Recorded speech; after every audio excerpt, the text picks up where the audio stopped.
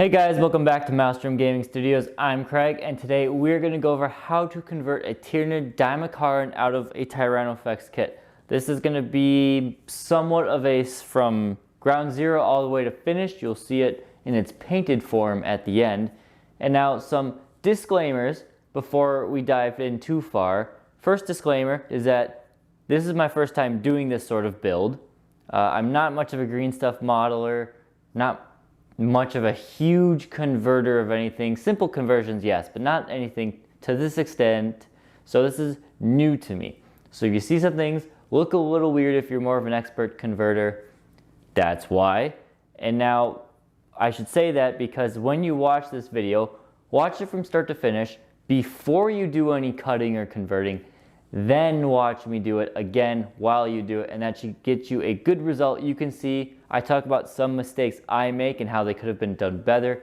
Hopefully you guys can learn from those mistakes and make an awesome model for about 1/3 the cost. So some of those kits that we're going to talk about is the Tyranid Tyrannofex kit. That's the first big one you need.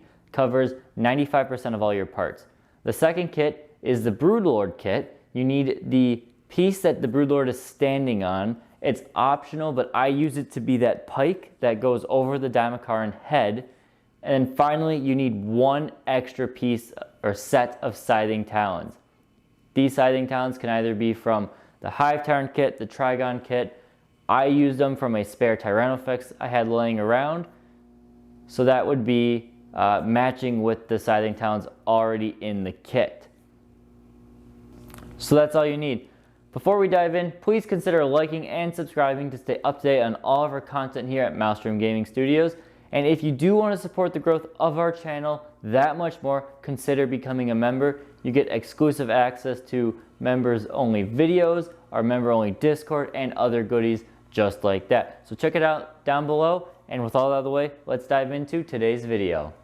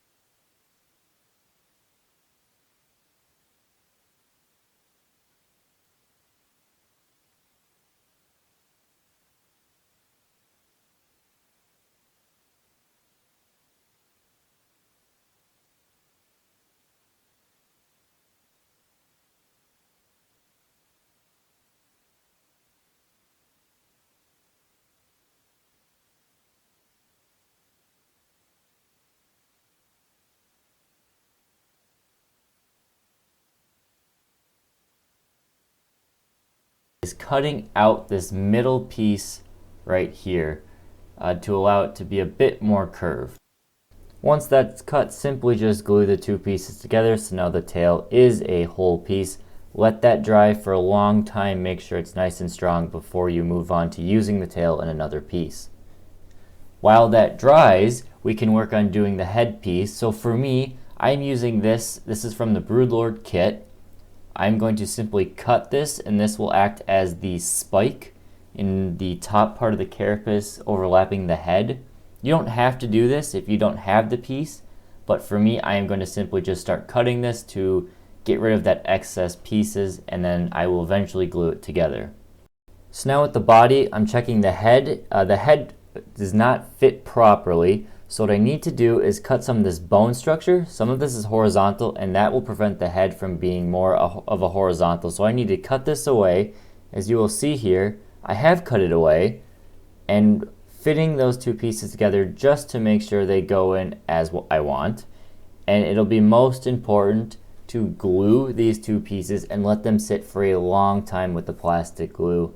We're going to be messing with these pieces a lot in the future here, so you want to make sure that they are as sturdy as can be, and I'm just going through putting a little more extra plastic glue to make sure they are strong as possible. Okay, now that that is dry along with all of our other pieces, we have our tail, we have our legs, we have our head piece. We also have that second part to the spine. That part you can glue in right now. We're going to put it all together into a model starting now. So we'll go with the tail. First things I noticed is that one column or spine or chute, whatever you want to call that, that needs to get cut off as it interferes with the spine on the back of the turf gun. We'll simply just take our cutter and snip that right off. For me, I am saving this piece for later, so try it if you can. Keep it around, and then just clean it up. Make it look nice and smooth. So now we're gonna go and we're gonna start test fitting a lot of this stuff.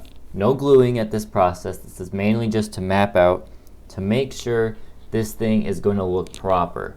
So we've got the head, neck, or lack of neck right now, but chest, body.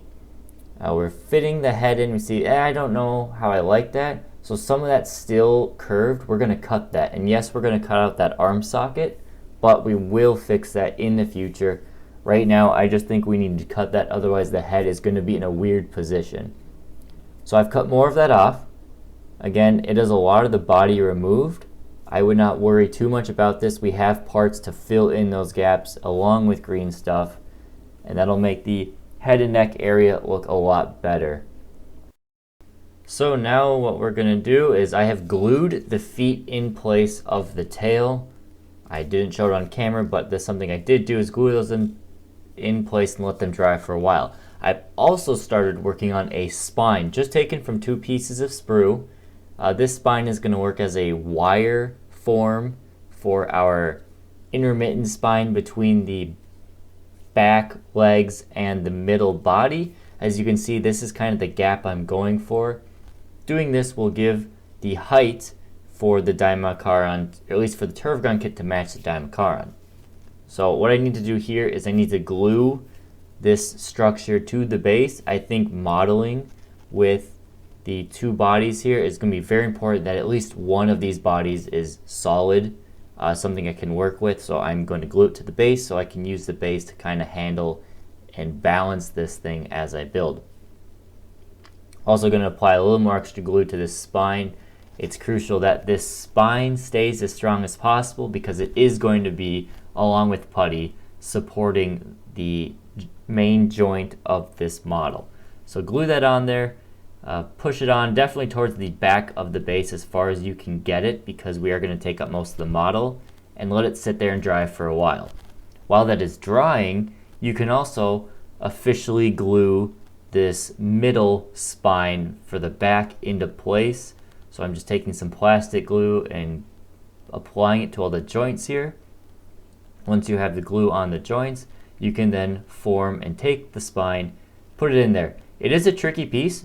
I have built 4 of these turf gun / Tyrannofex kits, and I still struggle trying to pop this thing into place. So make sure if you have some fast acting glue that you put it in right away. The plastic glue I use is not as quick, but that is how it'll look, and let that dry until the future stuff we can move on to. But it needs to be firm. Now that we have this firm and ready to go, along with the legs and the back torso, we have to apply our spine. So essentially, I'm just going to stuff it in there, but in order to make it actually stay, we're using our handy dandy epoxy sculpt. So this epoxy sculpt I use a lot to keep my magnets in place, but as well as doing this. It's like green stuff, how it's a 2-part mix, but the epoxy sculpt is much more for strength than green stuff is, and this is a lot less for sculpting. So that's why I use the epoxy sculpt for getting things I want to be strong modeled into place. So what I'm doing right now, you guys are watching, is I basically just gathered a large ball of it and I am shoving it into this bottom torso portion, kind of forming it around there. Don't worry if you're not super neat with getting all the edges formed. We are going to cover this with some green stuff later in order to actually sculpt a little bit more of a spine. Like I said, this stuff isn't best for sculpting, but for strength, that is what we're doing. So just lather it up in this stuff, make sure it's nice and firm, and you're going to want to let this cure for close to 24 hours to make sure it is rock solid before you move on.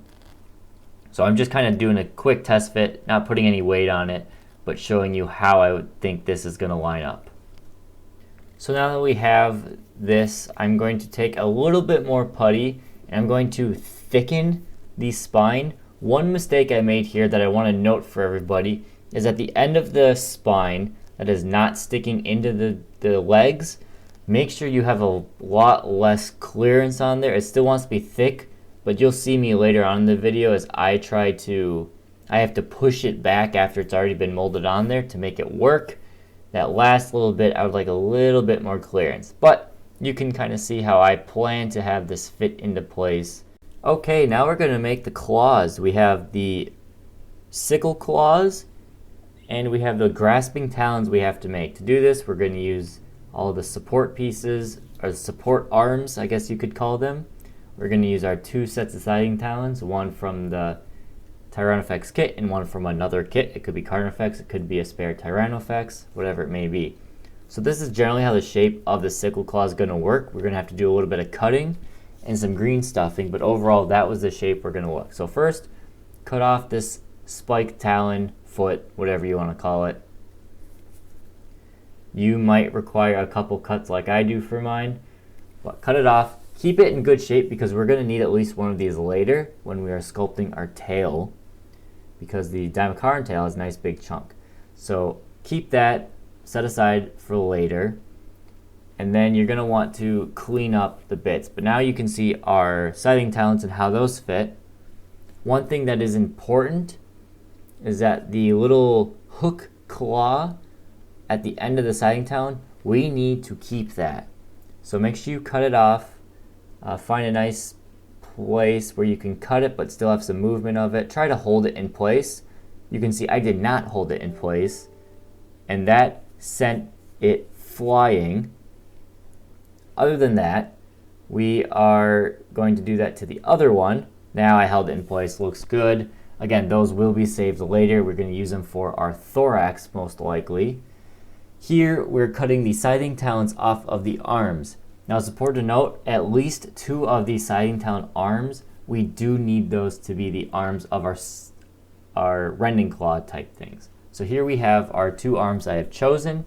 I basically shaved them down to be nubs. Just do a little cleaning if you need to. Make them nice round. And there are our, for our sickle claws, sickle talons, grasping talons, that's what they're called. With those 2, we're going to need the actual claws themselves. So as you can see on the sprue, there are a number of elongated claws. These are either from the toes, if you want to call them that, of the legs, but we need 3 of them for each. Those are the 3 that I am picking out from the sprue with the sack, and you can see I have them sorted to be 3 each. Here's a warrior rending claw. That is what I'm using to model the grasping talons off of.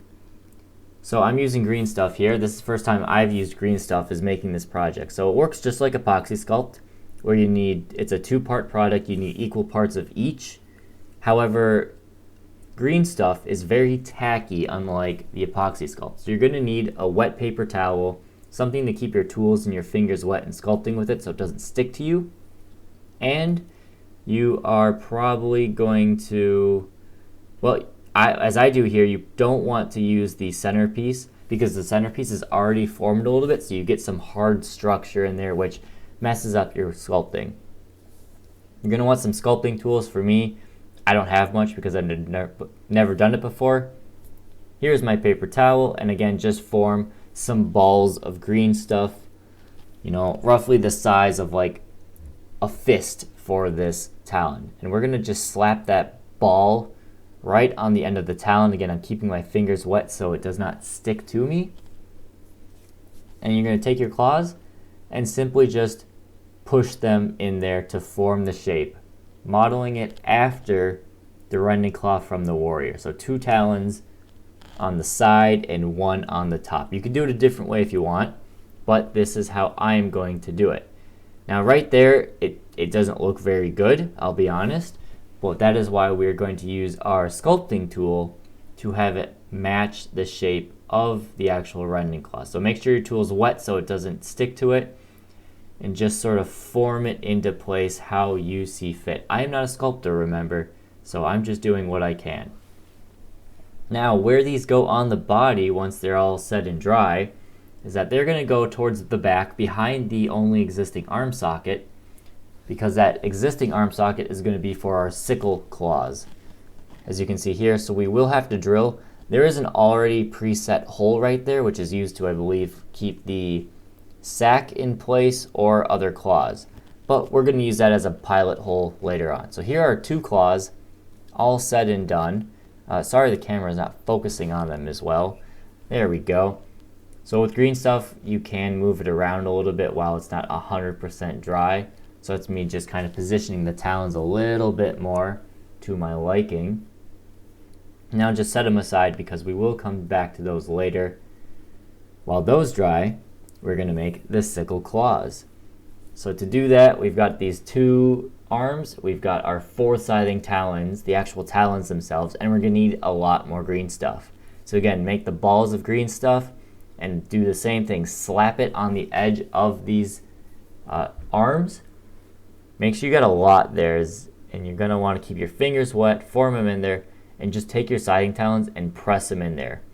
For now, we're going for the shape, and then we will add green stuff and sculpt the green stuff to make it look a little more natural later on. You might need to trim some pieces down like I'm doing here, just to make sure it's the right shape. Just trim or cut it down in order to be a more natural size. So again, I'm using a bottom of a paintbrush as one of my sculpting tools. I don't have them. Would it have made this process a little easier? Maybe, but I got by with using the end of a paintbrush just fine in this. So I'm just kind of rolling it around, trying to get it to look like it's forming to the claws. And one thing to note is that it might look a little funny because it's green and the plastic is gray, but when you paint this, it covers over just fine, and at first glance you won't even really notice it when it's being painted. So now we have this, I'm pointing out the end of it, and the way the Tyranid kit or Tyrannofex kit normally goes is these arms go straight out or at a little bit of an angle, but we want them to go forward. So I'm just thinking in the future, how are we going to do that? We're going to have to trim down or open up that socket a little bit more to allow that, but that's for later. Set those aside and let them dry for a while. Do it to the same arm. You guys know what to do for that. Okay, so now we have to get this piece, this body piece, to actually sit into place. We've got our long stick of puttied spine, but we have to get into place. We don't want it to rest on the top like that. We want it to set more so vertically to allow the body to maintain a horizontal position. So what I'm going to do is create a crossbar with some spare sprue laying around, and that will act as a support piece. So I just clipped it right off of the frame of the Tyrannofex kit, and we're just kind of measuring to see how long it needs to be. And I'm going to cut that down to length, pretty much just cutting off this circle nub right there. And now we're going to kind of test fit it. So once you get this test fit into place, you're going to want to glue this in place, and this is another one of those pieces you want to make sure dries for a very long time. Right now I am just test fitting to see if it will actually work, and I do find, see, this is where I had an issue with too much putty on the end, like I was saying earlier. If I didn't have all that putty, I would have been able to balance it a little bit easier, but we got it wedged in.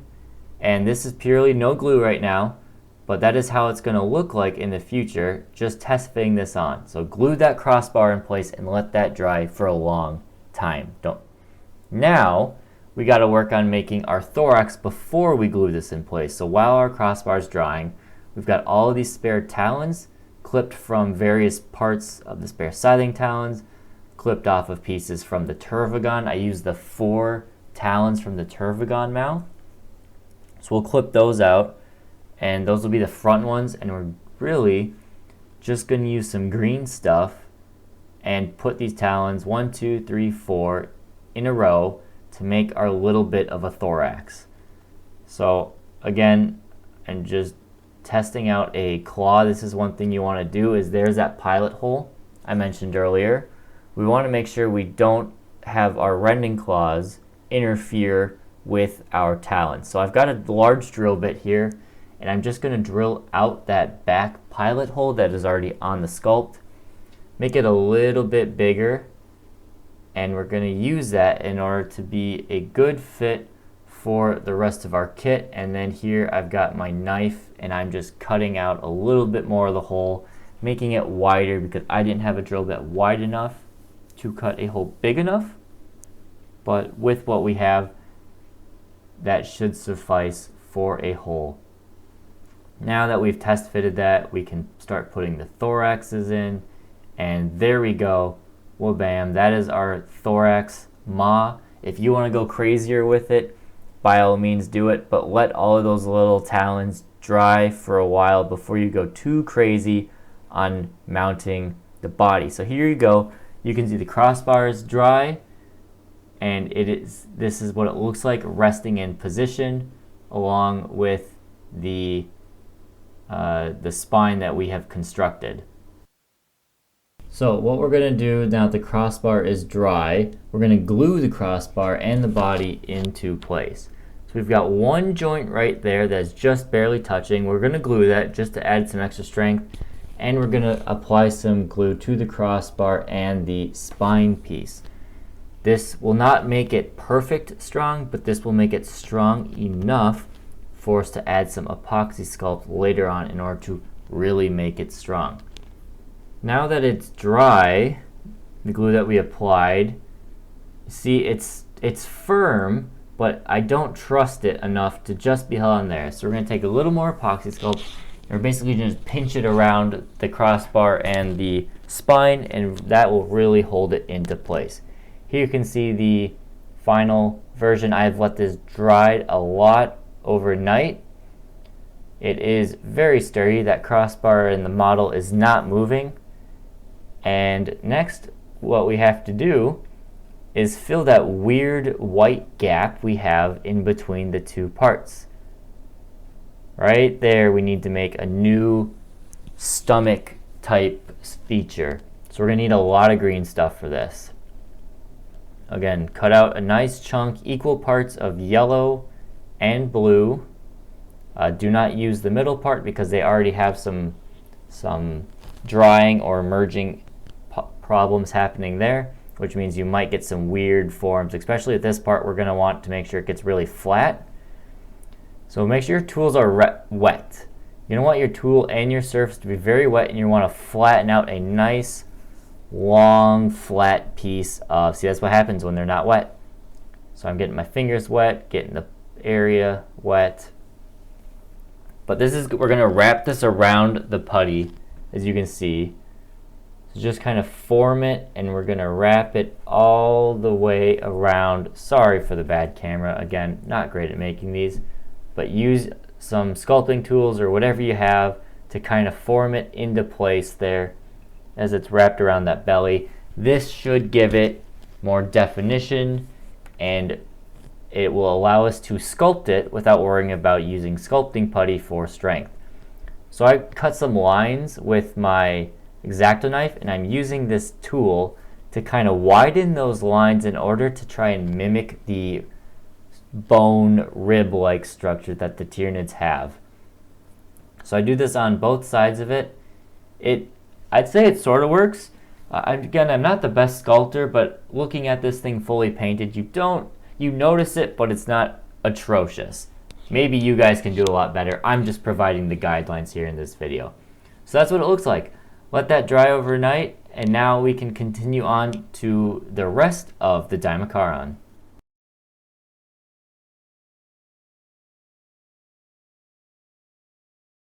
Okay, now that that is all dry, I'll admit I forgot to turn on the camera, but I went ahead and green stuffed the sickle claws into place. You could use green stuff or epoxy sculpt, pin them, whatever you need to, but I put those, I guess, grasping talons into place there. Again, sorry for missing the camera work, but we did all the work already. It was mainly just putting it together. Now what I'm doing, you guys don't have to do this if you don't want to, but I am going to add this pike to my carapace. So what I'm doing is I'm taking this standard carapace part, again, you don't have to do this, and I am going to cut out the shape, roughly, of the spike from the Broodlord kit. And I'm just going to kind of dry fit it, test fit it to make sure it goes into place. You might have to do a little bit of trimming, but always do a little bit at a time before going overboard and cutting too much. So once I've got my shape generally how I want, I will then take another large chunk of green stuff and fit it into place. So I'm pretty happy with how everything went in. So I went and I green stuffed it, put it into place. You can see what it looks like. I used some epoxy sculpt. I don't know why I did this over the other one. It's just easier to work with. That little piece fell off. We will super glue it later, but imagine that just sitting in there. That is a nice thing with green stuff. If it does fall off, you can super glue it back into place. So now it is all glued in. I have super glued or plastic glued the piece together. We need to make something in order to attach a head. We're coming up on probably the hardest part of this, and that for me was this new neck joint. So what I ended up doing is I ended up making some crossbars, similar to what I did here, but I'm making an X. And what that's going to do is I will do a similar thing with the head, and I will be able to use those crossbars as support. So here's the rough glued design. As I made an X there. I did have the vertical piece off to the side. That means I can attach the head into there and use it. As you can see here, I'm using it as it should be some support, and some support will be better than no support when trying to glue a head into the void. Alternatively, if you didn't want to do this, you could do some putty and make a puttied neck, and then once it's all dried, you could drill into it and make a hole that way. That might be easier, but here I'm just going to drill a hole into the neck and make a nice firm joint to glue with. So here's the head that I've made. I used some putty just to firm it in place, and that's kind of what it's going to look like. We're going to use that and put it there. Now what we need though is to make that whole neck lapping. So I've gotten a, similar to what we did with the spine, I've made a flat piece of green stuff, and I'm just kind of stretching it out across the edge of the spine or the neck area, whatever you want to call that. Just kind of forming it to that. Go around doing this. Make sure it's nice and strong before you mess with it too much. Otherwise, you'll easily tear this if you made it too thin like I did. Now, right here, you can see I have added two pieces around the neck. These are from the acid spray. I'll point them out later when I do the 360 at the end, but those two joints you can see right there are from the acid spray gun, and I've glued those on to kind of add as a filler talon piece that covers up some of that place we chunked off earlier.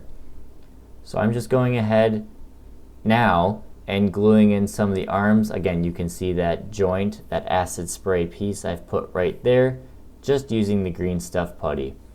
Loading up the socket with plastic glue because I need this to be very strong. Putting the first sickle claw in place, and you've got to hold it here for a long, long time. Once you've done that to both of those and they are dry, along with your green stuff being dry there, you have this shape of your beast. We just have some final touches. We have to make the tail. So you could sculpt this purely out of green stuff. I'm using a little bit of a tail extension, as I'm calling it, taking apart from the rupture cannon, just cutting it down. I thought this had a nice shape to the rest of the tail, so I'm going to trim it up, and that one spike you see will be the end bit. So here, in order to keep the two tail sections together, I am pinning it. So using a pin vise, drilling out one end, sticking a paper clip in it, and we'll use the other end, drill it out. We'll trim the paper clip to size, and then we'll stick them together with some super glue, and you will get a product that looks like that. Now, it's not perfect. I'm going to use some green stuff to try and form it together make it a little bit more natural looking. And I'll be honest, this was probably the second hardest part of the entire project. This tail killed me over and over, trying to make it look like it's something that is a little more natural. Even in the end, I'm not totally happy with the product, but it worked. So I'm just trying to smooth it out, do anything I can in order to make it look more natural. And eventually I end up with a little bit of a, what we end up with. So maybe you can do better. Now here, again, I forgot the camera. I had drilled out a hole in the green stuff. I had slid that head in there, and then I used some epoxy sculpt to mold the head together. We're just going to go in with a little bit of green stuff and cover up the top of that epoxy sculpt, blend it together, and make it look nice. Once that's all said and done, everything is dry, you have a Tyranid Dimachearon or Dimachearon. This is what it looks like in its unpainted state. I had a lot of fun making this model. While it was frustrating at times, it was really cool, and I'm really happy with how it turned out. Personally, the Dimachearon that GW has is not my favorite model, technically Forge World, but same thing, is not my favorite model. I think this one blends in with the rest of the Tyranid range a bit better.